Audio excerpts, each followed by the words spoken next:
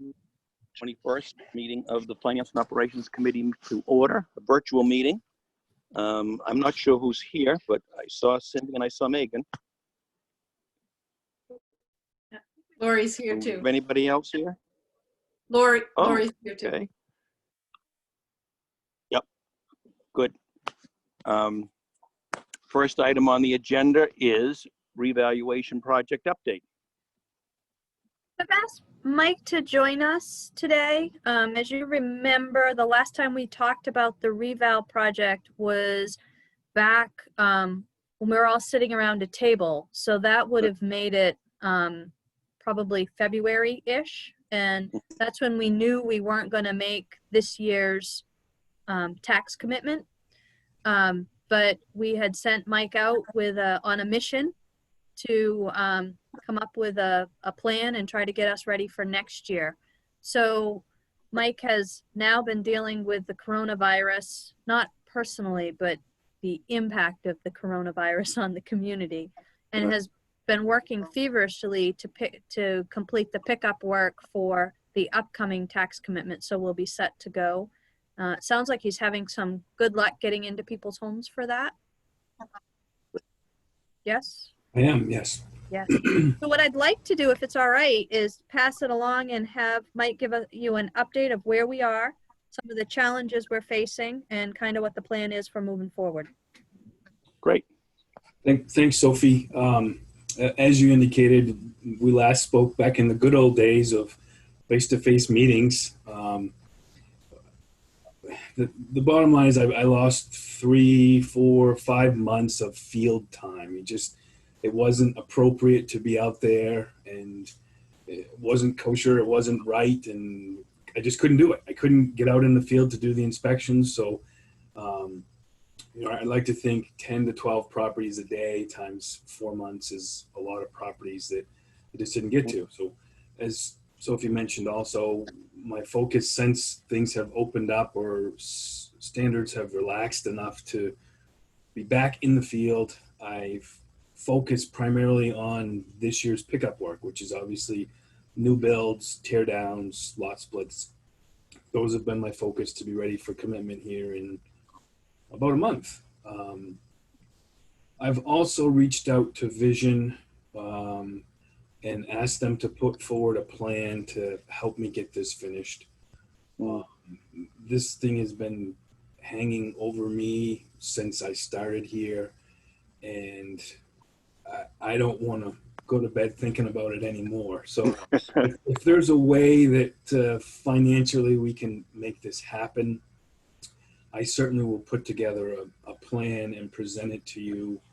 And I really want this to be in place for April 1, 2021, so that one, I can stop thinking about it, and two, we get everything updated.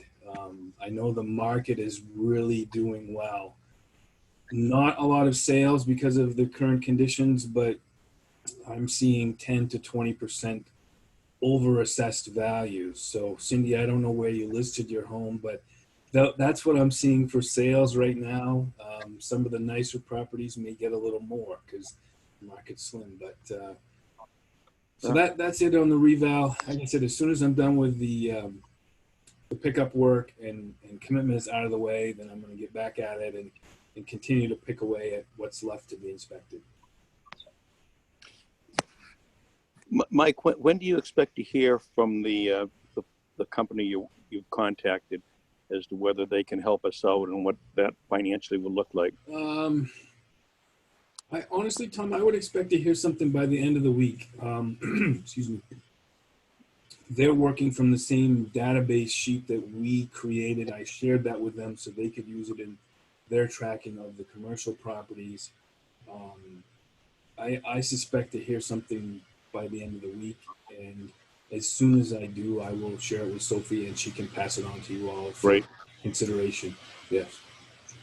And don't think you're the only assessor who's been worried about this. At least your two predecessors were in the same boat. Yeah, it's been going too long, Tom. I just need to put it to bed, to be honest with you. I need to get it done. Absolutely agree. Yes. So, Mike, could you just give us a quick example, like if we get this reval in place, then the whole town valuation may go up.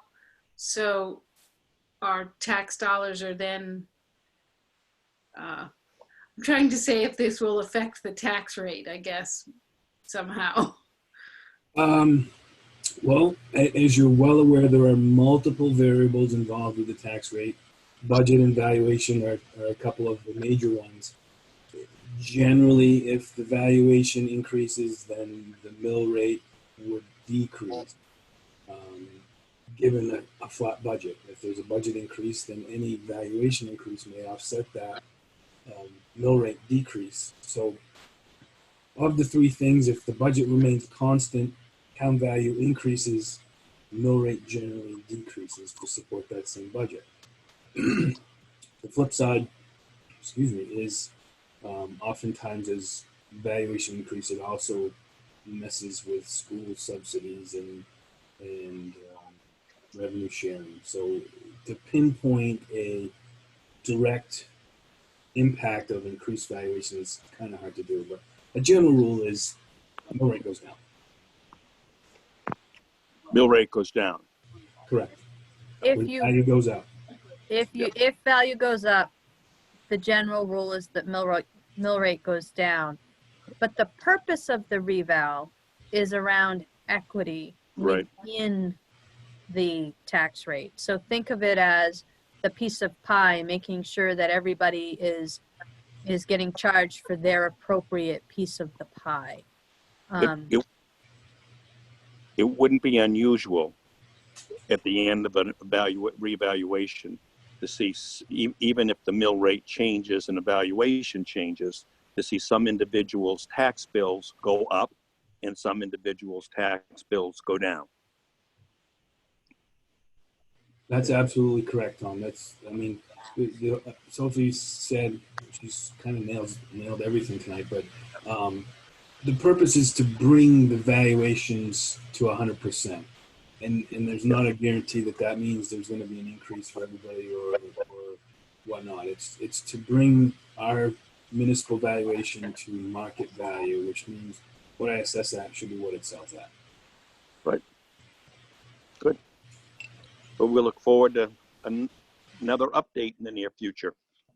So, Tom, my suggestion would be that if we are able to get something turned around quick enough, so if we know by the end of this week kind of what the plan might be and what that cost would be, instead of waiting for another month, I probably would try to have a conversation with you, but then bring that forward to a time that council's all together, so that we can get that going sooner rather than later.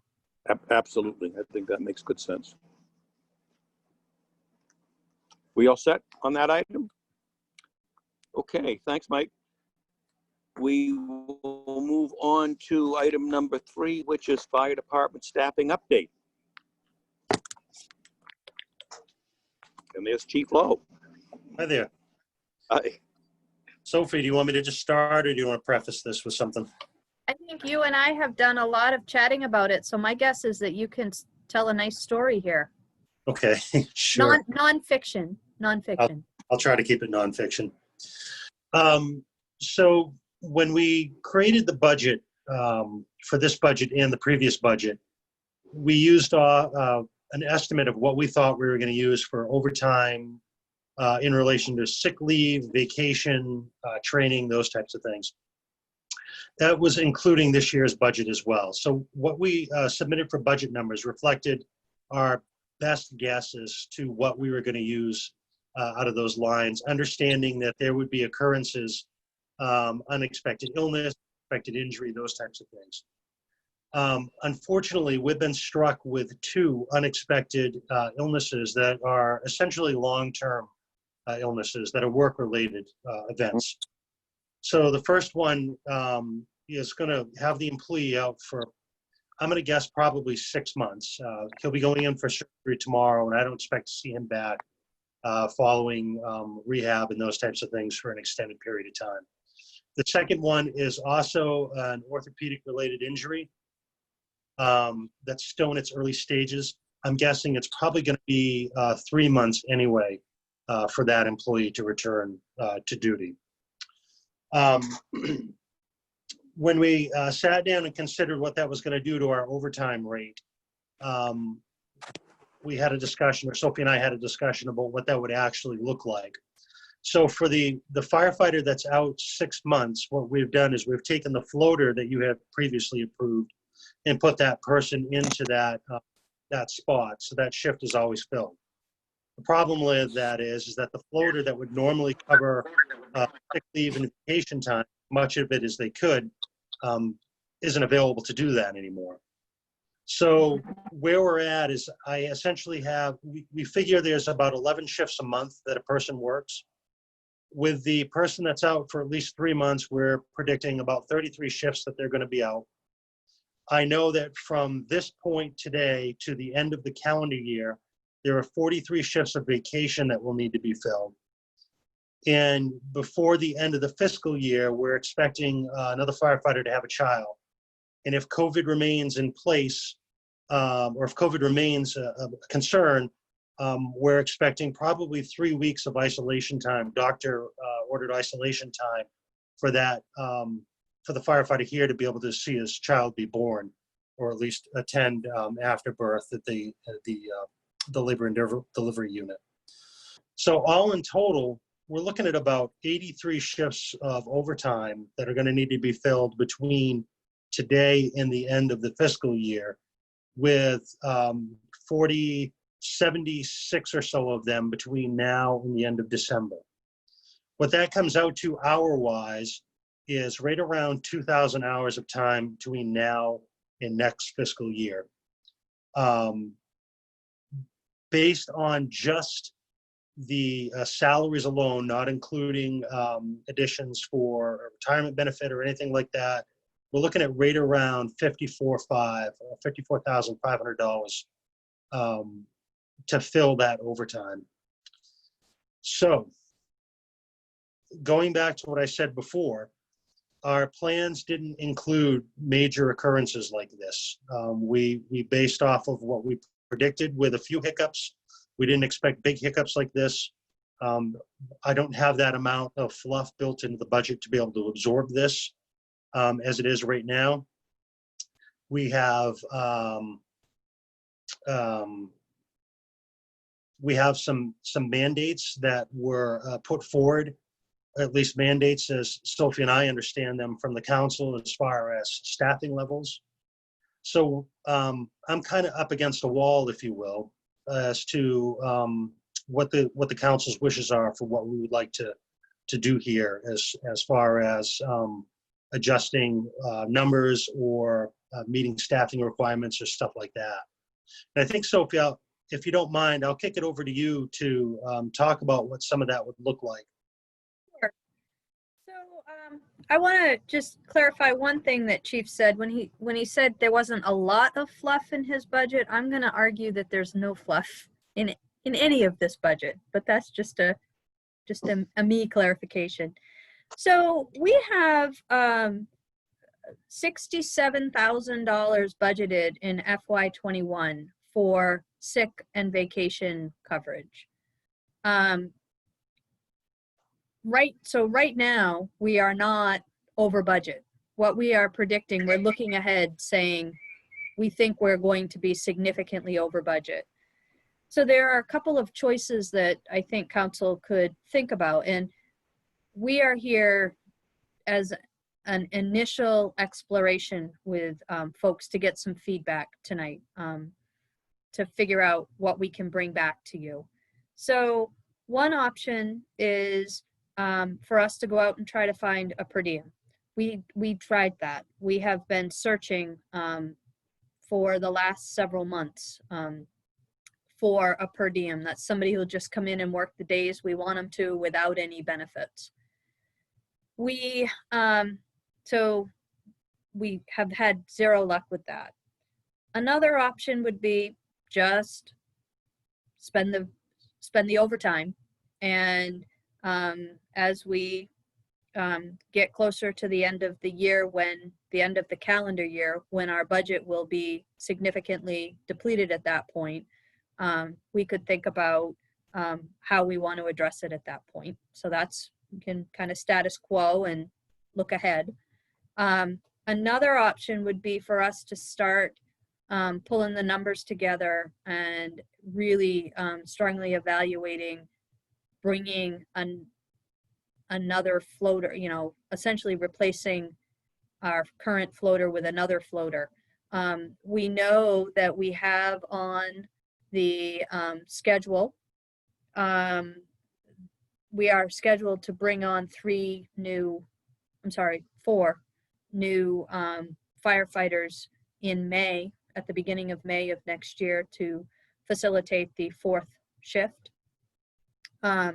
So the thought would be maybe we could bring one of those people on sooner to save some overtime. The last option would be for us not to do anything with people, but rather to drop to 4 on a shift. So right now we maintain 5 on a shift. That allows us to pretty much cover both ambulances, which continue to, call volume has come back up. We had a depression for a while during COVID-19, but I'm seeing it, we're starting to go back up in a lot of double calls. So both ambulances out at the same time. 5 people on a shift allows 2 people in each ambulance and 1 person to either be the 3rd person on some calls or stay behind and be able to kind of hold the fort down and manage the backup response. We can drop to 4 by contract. The prior chief and I came to council 4 years ago, I want to say, and at that point we decided we were not comfortable with the safety level, both of our employees and for the public, when we dropped to 4. And we agreed that if we were going to drop to 4, we would have to take one of the ambulances out of service.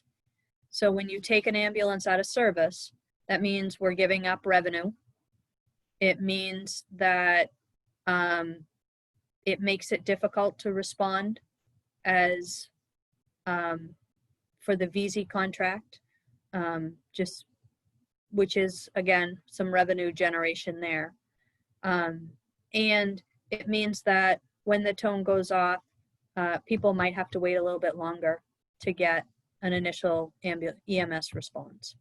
So when I look at kind of the options, I think there are a few, and I don't want you to think the answer is we have to spend more money, but when I look at dropping an ambulance out or dropping to 4, that is really an option that I'm uncomfortable with. It's possible, but it's not one I think we would have to look at making other changes to operations. And Megan's internet just cut out. She's working on it. So that, I think our thought is we just want to get some feedback so that we can put together a formal plan for you. Whether that plan is we'll check back in, or if that plan is you want to see some options, you know, we're fine with that. I will say that the conversations I've had with folks around the individual having surgery is that 6 months is incredibly optimistic, that I've been told to wait for 9 to 12 months for recovery on that one. Yeah. Sophie or Chief, do we have a sense of the difference in price between just filling those slots through overtime and hiring a floater? The sense I have on price is that it is gonna be similar, because we're still having to cover um, the benefits piece, Tom, for each hour. So we're paying 12 hours extra every shift, but we're also we would be covering benefits on a new hire. So I need to do a little bit more back of the envelope sketching, because it's going to be, I think, a little bit more. And yeah, it's going to be. So the answer is we haven't dug that far. Covering.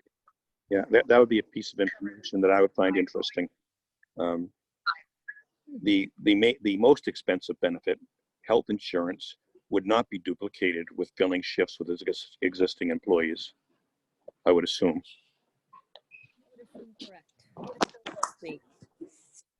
We pay benefits, we pay FICA Medi and retirement on overtime wages, but nothing more than that in terms of benefits. Would it help, Tom, if we mapped out kind of tried to forecast absences, which is always difficult, but do our best with that, and then do a little bit of math around the shifts, because even bringing somebody on, it's not a guarantee, because there are limitations in how we can staff. But I think our thought was digging into this to get you numbers is going to take considerable crunching of information, and we're happy to do that. I just didn't want to get down that road if there was absolutely no way anybody was going to consider a hire. I, for one, would agree with your assessment that dropping to 4 people is not a realistic option, or not a good option, at least. So I would be much more interested in looking at what the other options are, and what the expense related to those is. And one other question I had is, we have not found a per diem person. Have we actually advertised for one?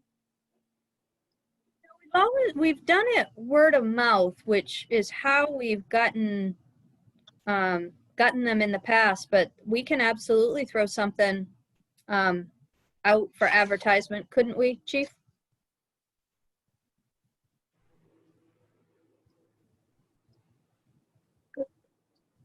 Well, he's thinking about that. I wasn't suggesting doing it immediately, but you know, maybe that's another thing that we plug into the total financial picture. What would it cost if we were able to find a per diem person? What would that look like financially? Yep. Are we currently covering the shift through overtime? Yes. Good. Yeah. I think I haven't heard from other folks, so I don't want to.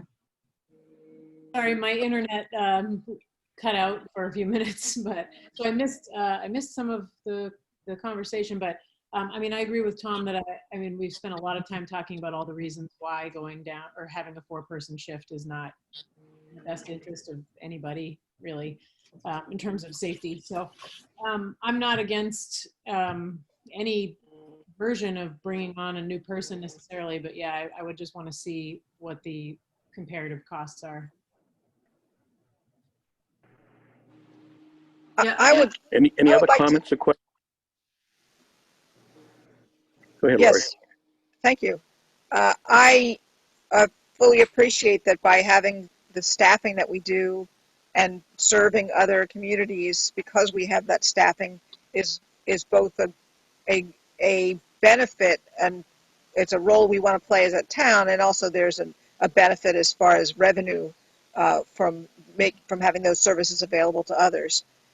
So what I'd like to see is, as far back as seems reasonable, for us to get some graphics that show how many calls we get during what shifts, and if those are things that are that they go in cycles by seasons, by when the students are here and not. I know that a lot of the calls are for elderly, so that's not really related to students.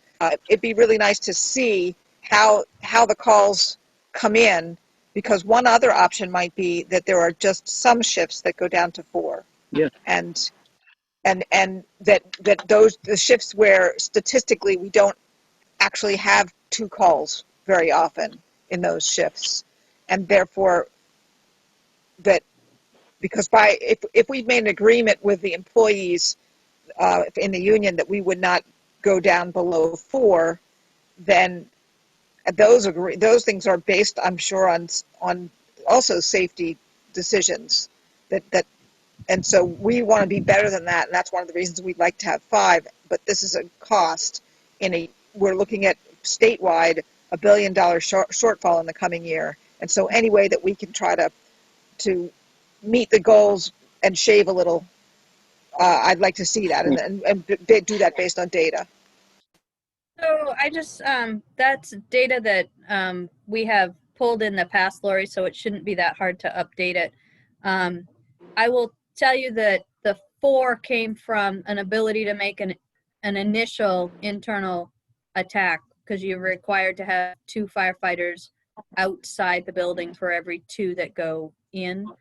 And as to stats, unless things have changed incredibly, it's all over the map, which is the issue. We talked about that. We talked about trying to drop for 12 hours at a time, but also remember, shifts are 24 hours long. Shifts are not like 8-hour chunks of time. So you're talking about a whole day, which makes statistics really hard to find a day when you're not running. Yeah. So, Sophie, just to follow up on Lori's comment, is the information that she was looking for something that's available without a great deal of effort? My hope is that we're going to put some effort into this anyway, right? Because we like to be right, and I want to be able to show council the information to make decisions. It will take some time, but if you guys are, if it's information that you're going to use because you really want to dig into this and see if it makes sense, I think it's time well spent. I think what Chief and I were here today thinking is, let's double check before we start trying to dig this all out, to make sure that it's something that council would even consider before we come back with a full fleshed out formal thing. Yep. Good. Yeah, I'd just like to add that I would probably be pushing for a per diem, that with the possibility of a hire in May or June, just to kind of keep some of the extra costs down. My concern with just a regular hire is, will they be trained enough to be able to be on a shift, or will there be training involved, in which case they're not beneficial from a financial perspective. So that's why I thought a per diem might have a little bit more experience. Good point. That's a good point. So, Chief, do you have what you need for us to be able to start this? I do, yep. Well, thank you for the information. I'm sorry that your department is facing these challenges, but I'm sure we'll find a way through it. Thank you. We ready to move on, Sophie? Yes, we are. Okay, so the next item on the agenda is code enforcement software purchase. So I've got Dave Mylan on with us today to talk about this. I just want to remind folks that as part of the FY21 budget process, we talked quite extensively about the need for code enforcement software to be able to track code complaints and data related to individual building properties. Dave went out and has been doing a ton of research, and we've found software that I'd like him to talk a little bit about, and also talk a little bit about the fact that while it's It's a little bit more than we had expected to spend in year one. It's less than we expected after year one. So we want to talk a little bit about that. Hi, good afternoon, folks. Just as a quick reminder is one of the things that I was looking at was trying to figure out the efficiencies of our department, and we seem to be, quite frankly, we were dropping the ball on some things that I was uncomfortable with, and so we were trying to figure out what needed to be done to address it. And I looked at what comparable communities were doing for code enforcement, and population wise, town of Orono is the 19th largest community in the state of Maine. So what I did was I reached out to all of the top 20 communities in the state to find out what they were doing for code enforcement, and I was rather surprised to learn that we were the only community in the top 20 that had one code enforcement officer. The next number up was 3. Some of them had as many as 6, depending on as the bigger communities, obviously Portland, Lewiston types things. So when I looked at that and said, gee, you know, is this a manpower issue or is this something else? And I, through that research and a lot of conversations with Sophie, well, I think what we really looked at is that I don't think that we need more people. I think what we need to do is we need our people to be more efficient and more pragmatic on how we're doing things. And so we're still doing things the old-fashioned way. We have 400 file cabinets of drawers with paperwork in it for permits from back in the 60s and 70s. And we're still issuing permits the same way we did in the 60s and 70s. So what I'm looking at was to create a software program that would allow people to apply for permits online, pay for them online, schedule inspections online, all of our everything from site plan, not only just for code enforcement things, but for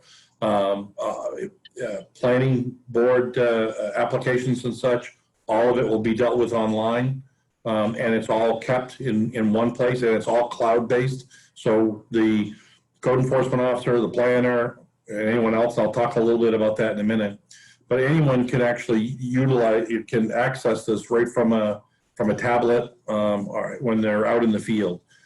They can actually look at what permits have been issued already, what violations have occurred, etc. It also has this particular software also will have a licensing. We were able to negotiate a licensing component with it, so it will help with all of our licensing as well. So for liquor licenses, victualers licenses, those things, those will all be able to be incorporated into this program as well. And so it kind of helps automate it.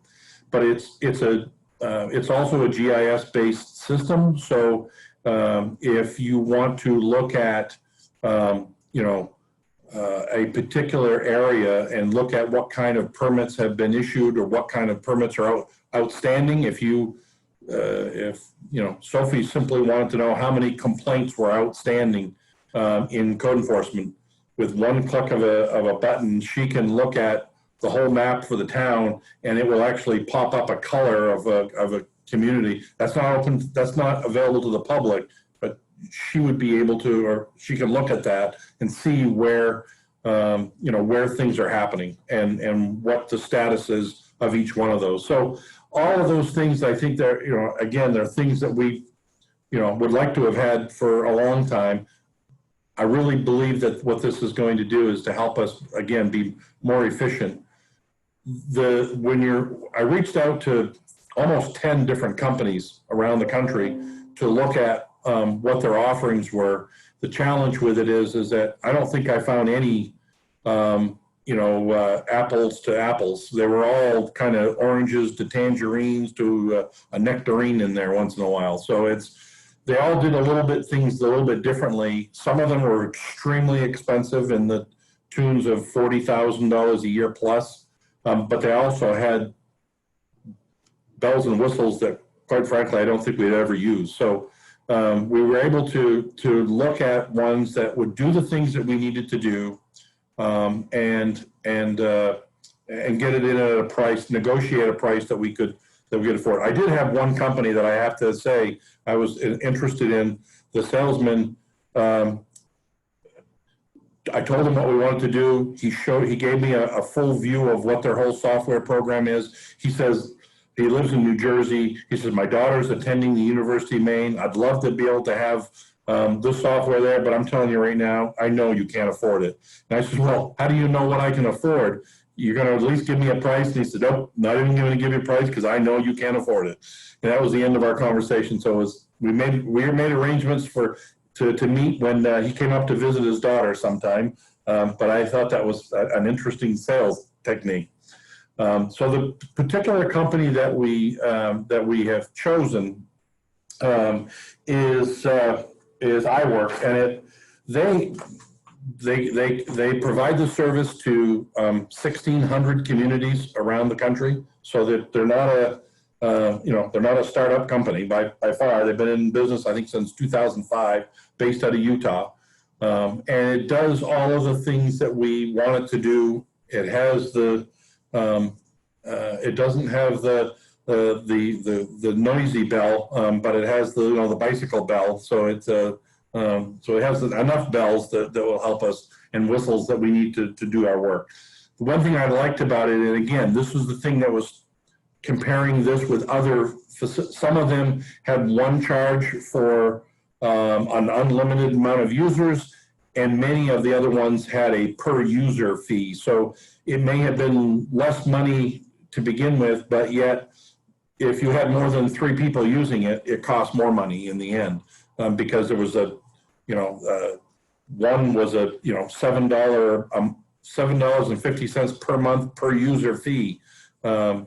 In this case, truly, if the fire chief needs it, if the police chief wants it, if a patrolman on the police department is on a complaint and they want to look at what code issues may have been addressed at this, they'll be able to access it, because anyone can have access to it, and we can limit what kind of access they have to it. So to me, it's a tool that all of not only community development will be able to use, but quite frankly, the inspection system can be set up also with Rob for life safety inspections. So we'll be looking at Rob doing his life safety inspections along with Bill doing code inspections. So I'm trying to be brief and respectful of time, but I think that this particular software will meet. I know it will meet all of our needs. The cost associated with this it's a $9,000 contract. It's an additional $6,000 for year 1, as Sophie said, and that's to include all of the training that went into it, that goes into it, where they train your users, as well as uploading all of your maps for Ezra for our GIS systems, uploading all of our forms and such. So it's a one-time expense to be able to do that. There's only one other community right now in Maine that's using this particular company, and they're from Southern Maine. I reached out to the code enforcement officer down there to talk with them, and they've had it for 3 years, and they're very, very happy with it. And they said the one thing I liked about it, his first response was, he says their customer service and tech support is second to none. If you have any problems, you call them and they're there for you all the time, which I was really, really happy to hear. They're giving me quite a discount on the price, quite frankly, because they're trying to get more more communities in Maine looking at their product. Sophie, is there anything that you thought I should hit on that I didn't?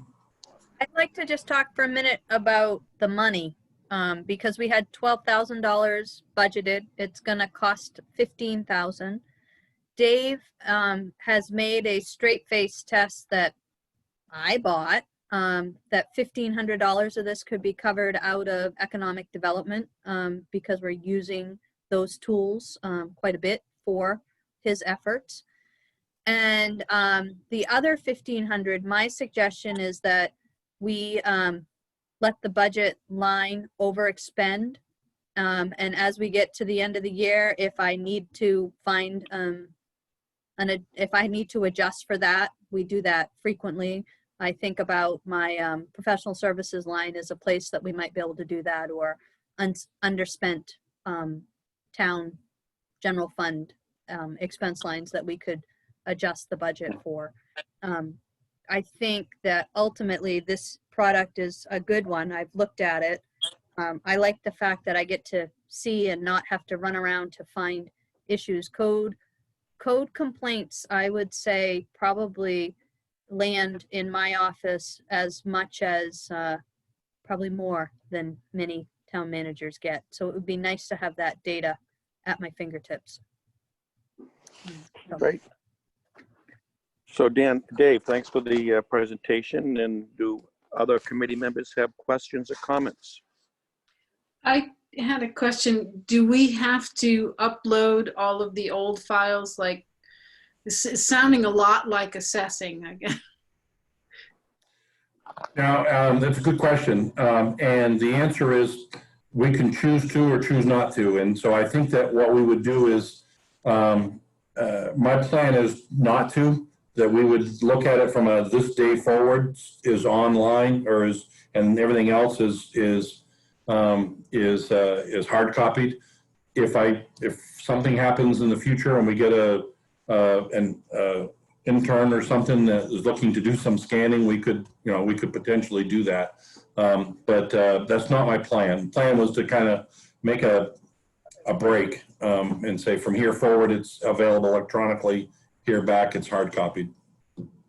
And could you use fines or penalties to pay for this overage? Way we budget, so if we got fines or penalties more than what we have budgeted for, then council can allow me to adjust the revenue budget for code up and the expense budget for code up. But otherwise, we don't net budget within a department, so it just goes to the bottom line. Any other questions or comments? I guess I'd only say that in the interest of time and staff time and cost of all of that it makes sense to start clean slate from here on.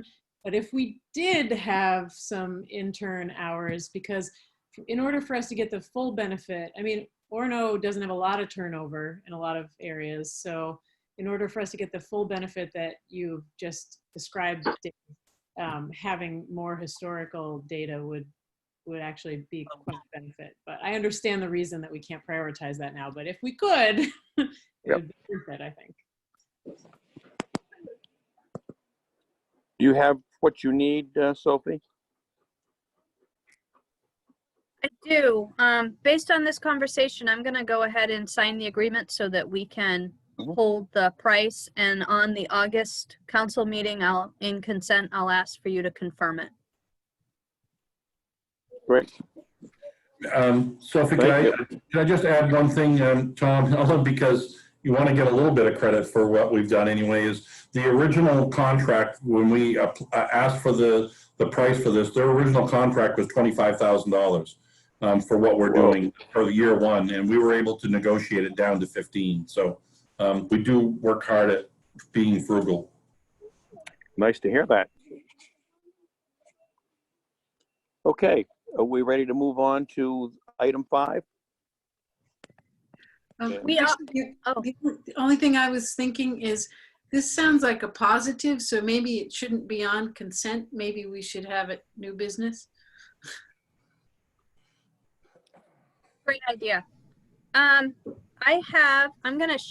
got a presentation on foreclosed properties because you guys always ask such great questions. And of course, I've lost the presentation. Give me just a second.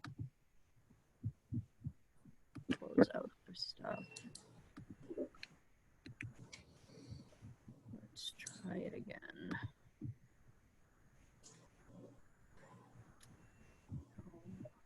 Okay, let me try it again.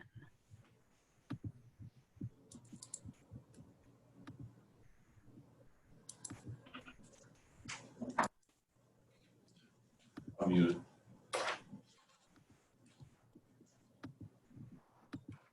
I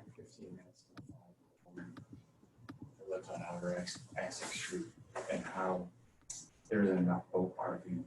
Dave, we can still hear you. Yes, Okay. we can. Thank you. It was off. All right. What did I do? I'm gonna see, hopefully Belle is around the corner and can come help me.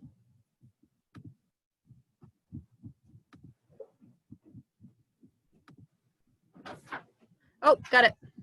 Just her coming in the room solved the problem. Magically. It's magic. So,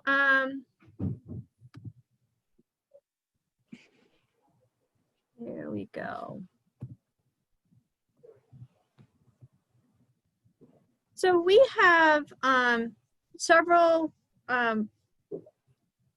foreclosed properties, and these are recently more recent foreclosures that I want to just run through what the parcels are, and then an outline of a plan that you guys might want to adjust. There might be some heat with it, so I want it to definitely be something that you're comfortable with.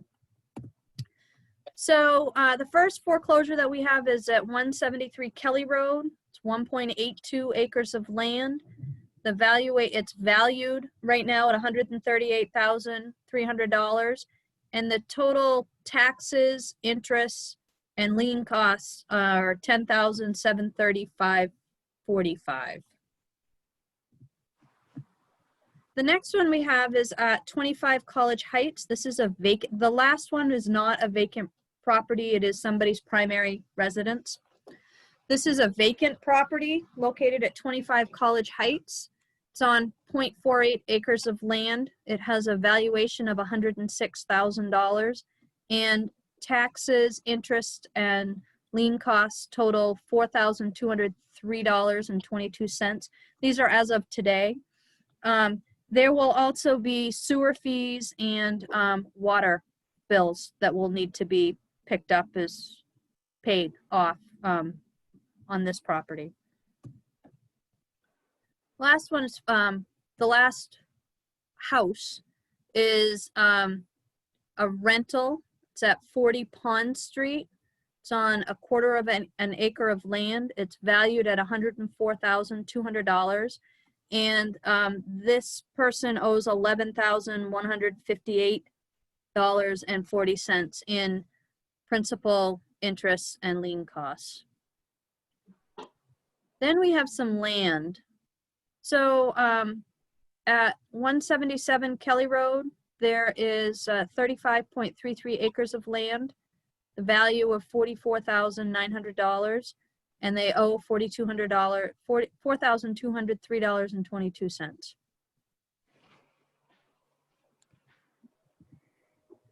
The next one is on Forest Avenue. So this one's located, if you're heading out to Essex Street from in town, you would go past Pergo Rock Landing, and it's on that, so it would still be on the right side, but it's before you get to Merritt Drive.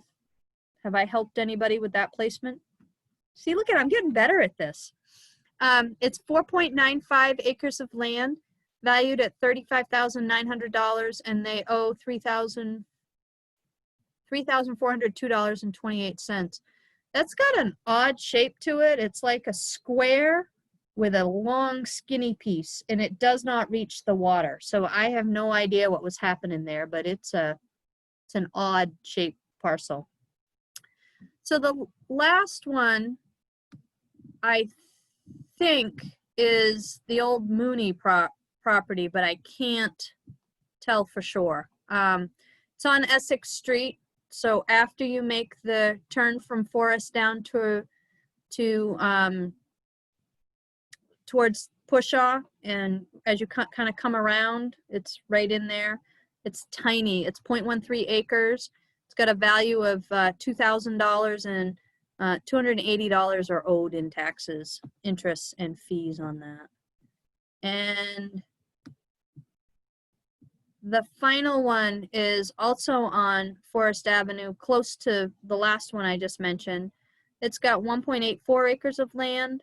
It's valued at $35,900, and they owed $2,992.90 in taxes.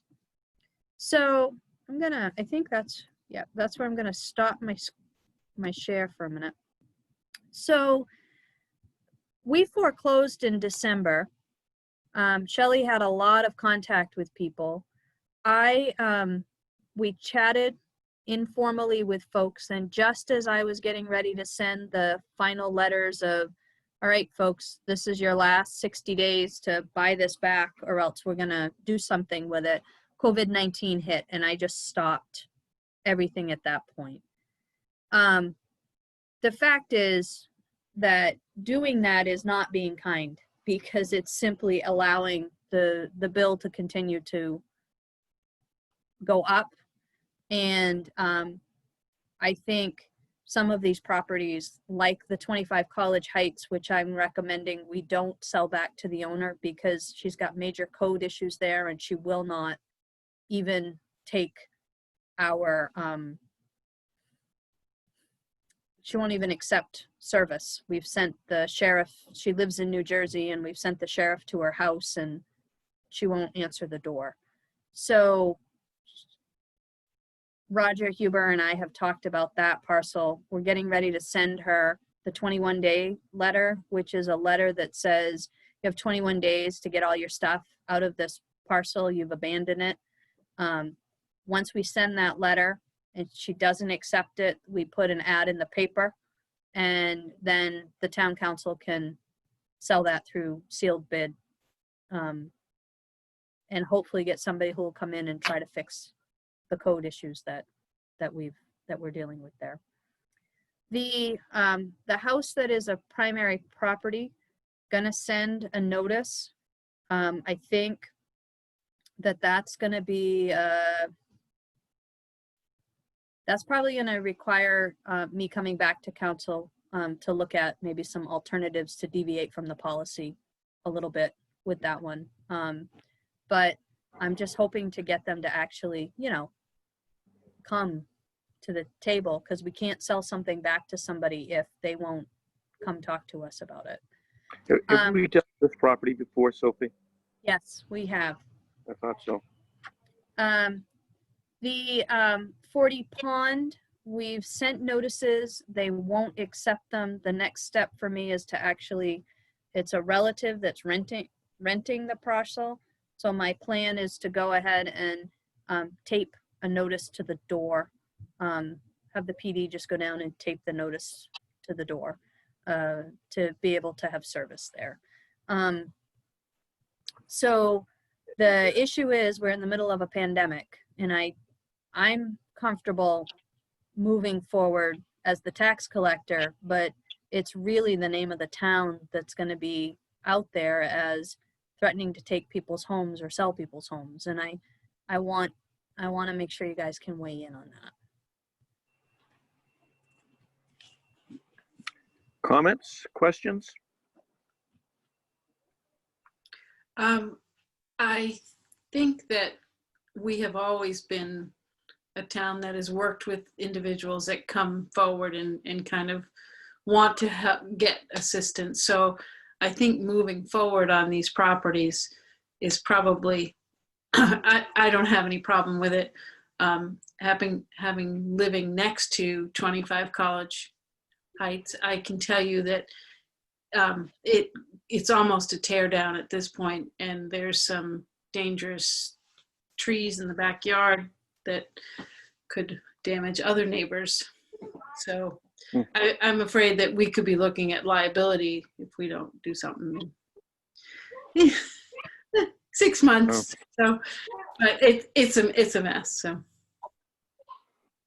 With the properties that don't currently have occupants in homes, it seems pretty straightforward to me. For the two that, or the two that do, I mean, again, to echo Cindy's comments, we are a town that is willing to work with people. They need to come to the table, but hopefully these folks will. Yeah. And actually, I think there's only one of those properties that was owner occupied. Is that not correct, Sophie? Yep, you are correct. So And I then- that's the one that I have the most concern about. My thought is perhaps to strike a different tone with that letter, more in the realm of, look, as we've discussed, we've foreclosed. We need you to come to the table so that we can talk about how we can get your property back to you. Right. That makes sense to me. And you're all right with me just sending the 21-day notice to remove property from her? Once we do that, it means we're taking a step of possession, which is where the liability really kicks in. So once we do that, we need to move right forward. We can't stop again. I'm all right with that. Anybody else want to comment on it? I just wanted to get clarification. I know you said it already, but I wanted to hear it again, which is that you started letting them know in December, and then there was a certain process we were going through, but because of COVID, that process stopped. And what you let them know is, you know, we have a lien against your property because of lack of payment, and so these are the steps that we follow, and we'd like you to come to the table and discuss them. And to what you're saying is none of these people have come to the table. None of these people have come to the table, and some of these people were down front right after we foreclosed, having conversations with folks down front, well aware that we owned their property and they needed to do something about it. Okay. Thank you. Okay, I have direction. good. So we will move on then, if that's okay. And our next item is tax collector's report. All right, I'm going to share again. I'm getting better at this. There we go. So this is going to should look pretty familiar to you. I've taken the report that you usually get on one big piece of paper and divided it up into a few slides. What this slide shows you is that our real estate receivables, so your receivables are the amount that is owed that is not liened. So we have approximately $13,000 of outstanding billed taxes that have not been secured with liens. The reason it looks like we have over collected is because the FY21 tax, we've received payments for the FY21 in advance. When somebody comes in and overpays on their 20, it will automatically go towards their 21 tax year. So that's why it looks like we have way over collected, but it's really about 13,000 that is not secured with a lien.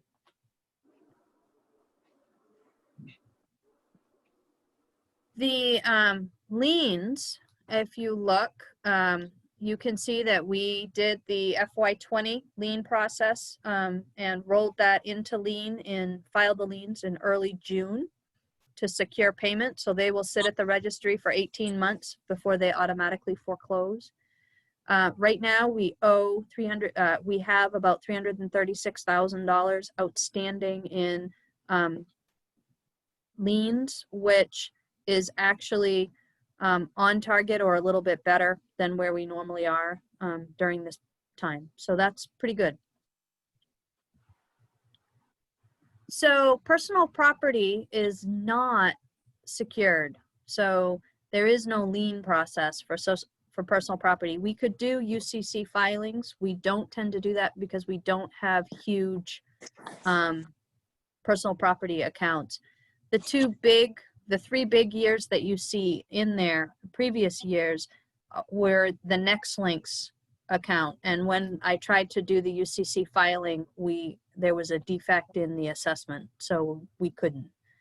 So those are going to be 3 years that we're going to need to think about how we're going to write those off in a way that won't damage the books, hit the books too hard. And what we might think about is looking at how we are next for FY21, and if things look good on the books, then we might take a year and write that off.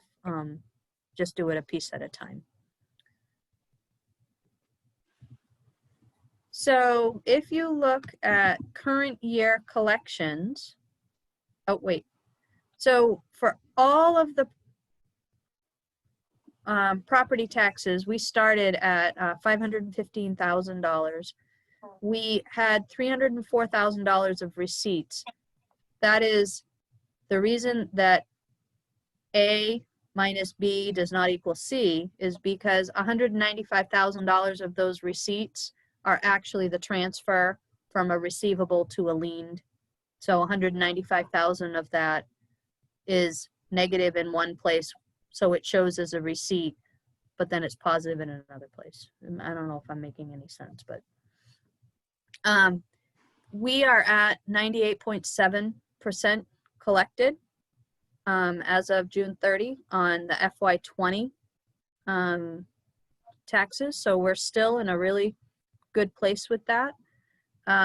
Our water, our WPCF, we have $62,000 outstanding at year end, which is in keeping with our normal flow. Understand that for WPCF, everything that's outstanding is not necessarily delinquent. And we have 96,000 outstanding on ambulance billed AR.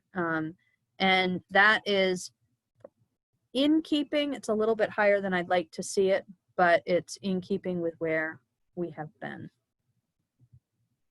So that's the tax collector's report.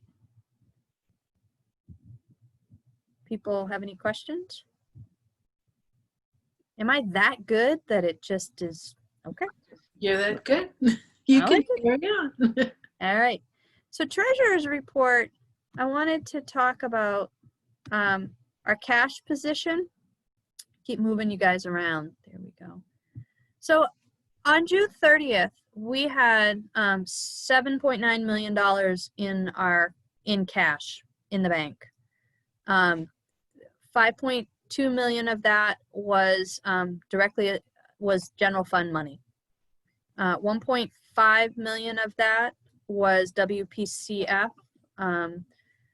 960,000 of that were the TIF, program development funds, and we had $198,000 in special revenue funds and grants. That looks great. We're down $1.5 million from May 1st to June 30th. So it's just showing that we're not getting as many of the receipts in as we would normally get in. So Which in part is attributed to the COVID-19 situation, I assume. I think so. I think ambulance billings were a piece of that. And Yep. some of the activities that we would normally be undertaking, we just weren't able to do those activities that would bring money, cash in through the door. I think when you look at year end, our revenue is looking really good for the end of the year. But I think it's just, the cash position. About interest and investments. Oh, so we're going to talk about investments. I've got bad news and then better news. The interest has just tanked, and that's because it's an agreed upon interest rate that we have, and we went from 1.9 to 0.45. So that is So just, that would also be figured into that. Yep. change. so if you look, I've divided our investments into two categories. And that's because our WPCF and reserve funds are invested, they're commingled and invested, and the separation is maintained on paper. Our perpetual care funds is a completely different investment strategy, and that is a separate account. So I can very easily report the two accounts. When we looked at the beginning of March, we had $973,000 invested on the general fund, WPCH, right? I have that right. Yeah. And we lost $6,000 in that period. So that is at the height of COVID-19. And I will tell you that I looked at the end of March and wanted to, had a very nauseous reaction. And so this has grown, we've had some recovery through the end of the fiscal year. And then on the cemetery, we've got $312,000 invested on March 1st. On June 30th, there were $311,000, a difference of negative of almost $600. So when you look at the 1.2, almost $1.3 million we have invested, we lost $6,600 in that March 1 to June 30. I will tell you, I'm sure the first advisors have a lot of customers and accounts to deal with. They have been amazing to work with. They've answered questions, they've given us proactive reporting, and they move very quickly to push our money to safety. So I've been very, very pleased. So when we think about the whole year, this is the good news, that we made $67,000 on our money from the whole fiscal year. So that's a good thing. It just would have been more if we hadn't hit COVID-19. So I don't know how in depth you want to go on that. You good? All right. So then this is the chart that you guys seem to like when I show you. So we did 318 journals from May 1st to June 30th. We did not have any out of balance. We had no revenue or expense control errors. So it was a clean month again. We paid $3 million out. We booked $3 million of expenses. We booked $1.2 million of revenue. Had $314,000 hit the general ledger and brought $1.4 million in as cash.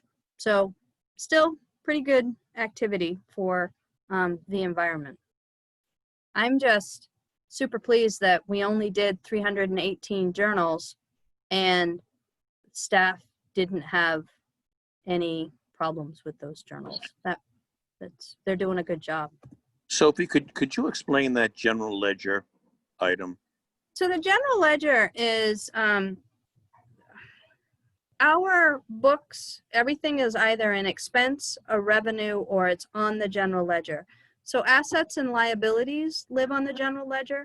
So when we pay payroll, as an example, the cash out the door hits the expense line, but there are a myriad of payroll liabilities that will hit the general ledger that we then have to account for and move out later on in the month. The general ledger, that would be the net of our, that would be all of the assets and liability transactions. So I don't know how to explain it beyond that, Tom. Have I helped? Oh, yep. I don't see Lori, I don't see Connie jumping in to help me, so I think it's an okay explanation. So the other thing along with taxes that we're really focusing on is revenue sharing. And this is just part, Connie and Zach and I actually have a multi-year spreadsheet for revenue sharing. I just took the first part of it, which has the FY20, which was what we collected at the end of the, for the whole year, each month. Then I did my estimates for FY21. And then we got FY21 actual, which was much higher than I anticipated. And I'm not sure why. I need to dig into that. That just hit the account yesterday or the day before. Yeah, yesterday was Monday. Yeah, it hit the account yesterday. And I haven't had time to dig into why it is higher. It could be one of two things. It could be that they're cleaning up FY20. So when they say the FY21, we should expect the cliff and the revenue sharing receipts to drop off, that they really mean starting in August, because August pays July receipts. It could be that everybody had it wrong and we're actually going to bring in more revenue sharing, which would be great. I don't know. I've got to do some more digging and talk to people who know more than I do. But that was good news, right? And this is the graph, because I know I've got some people that prefer lines to numbers. And the little dot right here, can you see my arrow? That is July's payment. So we would expect to kind of run the same kind of curve. So if that happens, it would do this, which would be really nice. My fear is that we might do more like this, if I'm making sense. Yep. But I thought you'd want to see that. Where I have not, Shelley was out, and I've not had a chance to dig into the excise numbers yet with her, but she and I track excise in terms of new registrations and where those registrations were made and the total number. So excise, revenue sharing, and taxes are the three that we really are focused on this year. So Sophie, it's historically March and April are very low. Is that because people are paying taxes and not registering their car? No, this is revenue sharing. And so this is, you're getting people, tourists in July, August, September, and then it comes back down and pops back up for Christmas. And then they're paying January in here, they're paying January, February, and March. And that's, the yucky weather and maybe people not out as much. And then you see it comes back up in April. This was kind of an anomaly towards the end of the year where it tailed off to that degree. It normally keeps going up. If it was going to follow the trend, we would have been up here at the end of last year. Helpful? So your projections for the future, that's this dark red line? Yeah, that was the dark red line. Here was where I had us. So the legislature proposed or passed that there would be revenue sharing would go up to 3 in this fiscal year, or next, whatever, 3 and then 3.75. So but you're thinking that it's a percent of what's brought in. So you're thinking that even though it's supposed to go up as far as the percent, that the actual revenue will be lower? Yeah, so the state has been very vocal in its caution that they expect us to see a cliff. They expect it to drop way down. they're not expecting the tourists to come to the degree that they have been in, you know, previous years. And they are concerned that especially when the extra unemployment runs out, that we're going to see a major shake to the economy. So as I said in the budget, the piece of the pie is bigger, but the whole pie is projected to be significantly smaller. So it's less pie. Yep. And that's all I have for that. Thank you. There's Connie.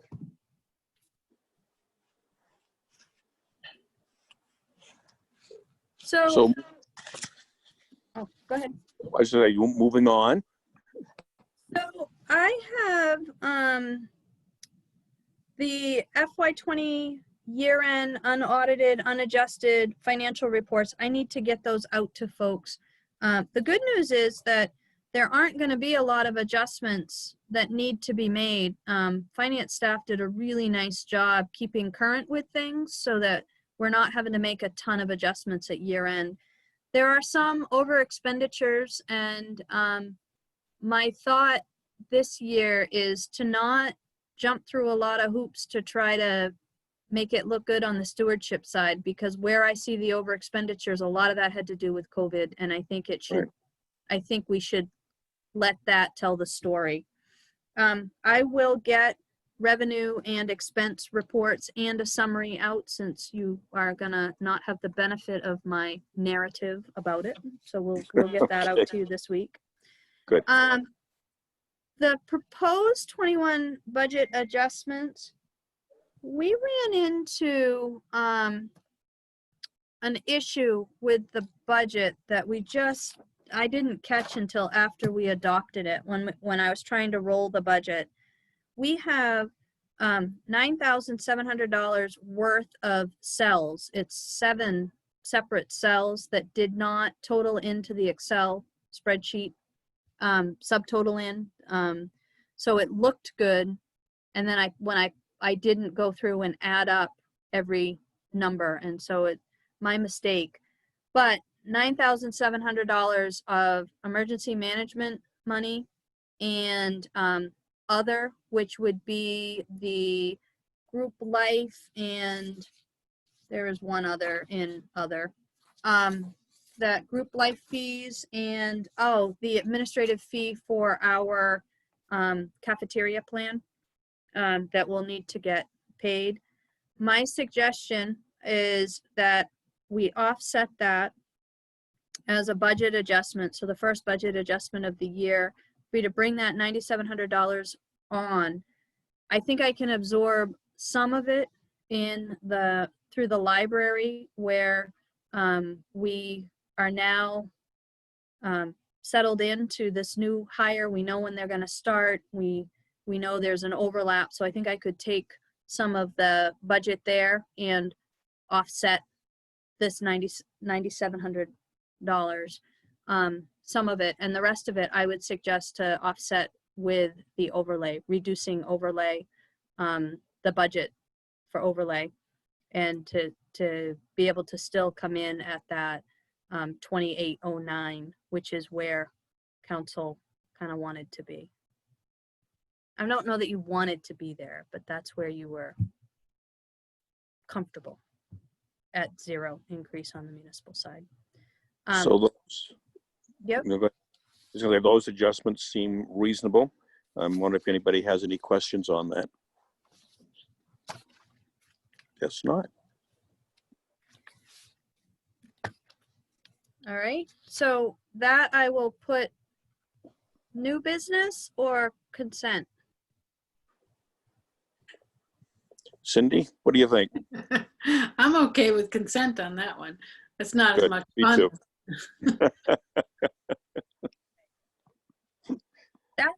That is all I have for the financials. Do you feel like you got a good sense of tax and treasurer and sense of where we are?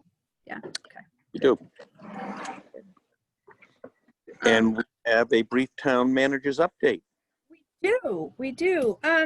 So RSU 26 is working through trying to come up with a plan for what school is going to look like in the fall. And they have invited our fire chief to be part of that process so that we can have some consistency and they can get some feedback on the public health side. I did get a call from the superintendent about one of the options that they are looking at. And I want to be really clear, I'm not saying they're doing it. I'm just saying she was looking at the ramification of options. Was the idea of having some instruction opportunities or time outside. And in order to do that, they would have to like put a tent up. And the issue that has come up is where the school is dealing with all this construction. They're really limited in where they can safely do that. So I indicated to the superintendent that the places that she was looking at, while one of them is where we would do a lot of our Parks and Recreation programming, I really felt that at the end of the day, getting kids back in school was a higher priority for use of space, and that the town would be happy to do whatever we needed to support a return to school plan. And we have a letter that we drafted for the portable classroom that's actually got set on town property accidentally. And so we can use that same template where they will indemnify and hold us harmless for anything that happens or arises out of their actions. That does bring up an interesting conversation or an interesting wrinkle for Parks and Rec. Staff is working to try to come up with what we can do in the fall. We want to continue this idea of these socially distanced opportunities for kids to get out and move around and have some supervision. How is that And working, Sophie? yep. How is Parks and Rec working? Is that working? Oh, I think Parks and Rec is working really well. Megan has come on board and she is an instant contributor. She is just doing a wonderful job. We're doing summer recess and getting kids out enjoying that. I never knew you could do so many things with a hula hoop. Well, we can just say that. Really creative and looking at ways to deal with different types of not trying to provide the same opportunity time and time again. I think one of the things I'm noticing about her is she really wants to offer a wide spectrum of opportunities. So I have cautioned Megan and Mitch that small concrete steps are good, that are stable, that they can build upon, as opposed to coming out and just doing a shotgun approach. And I think they're pretty excited about that. I have suggested to them that we should probably be getting some media out talking about, hey, look, we're excited for the fall to come, where the school's working and planning, and as soon as we know what the world's kind of going to look like, we will begin to fill in with some rec programming for kiddos. But I think all in all, I think we're positioned in a much better place than we would have otherwise been. I'm very pleased with where we are with her hire. Great. Since we met yesterday, I don't have a lot to talk about. Go there. I'm glad to hear that the school has invited Chief Lowe to participate in their planning. That makes a lot of sense.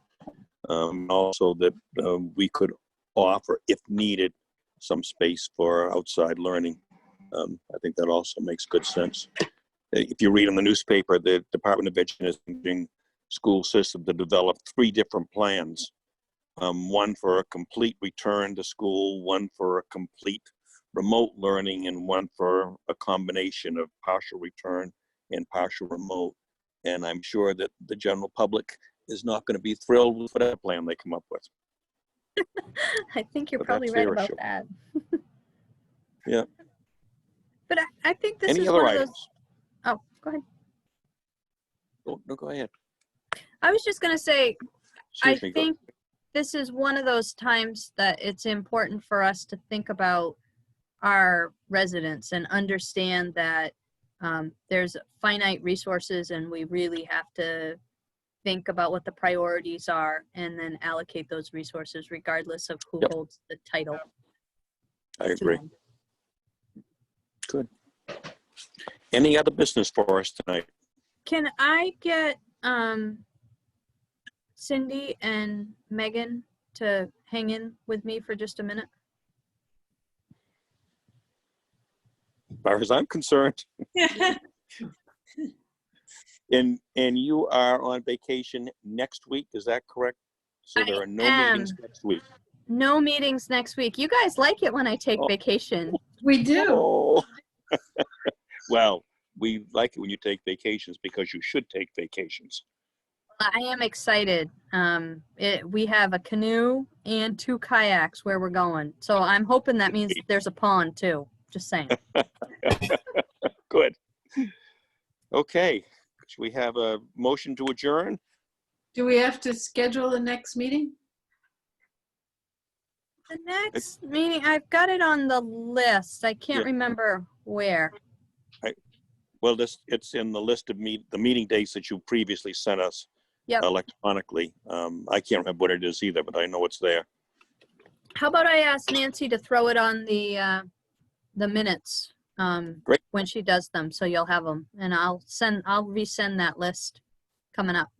Great. If there's no other business, we will adjourn. Thank you, folks. Bye. You are welcome. Bye. Bye. Well, that wasn't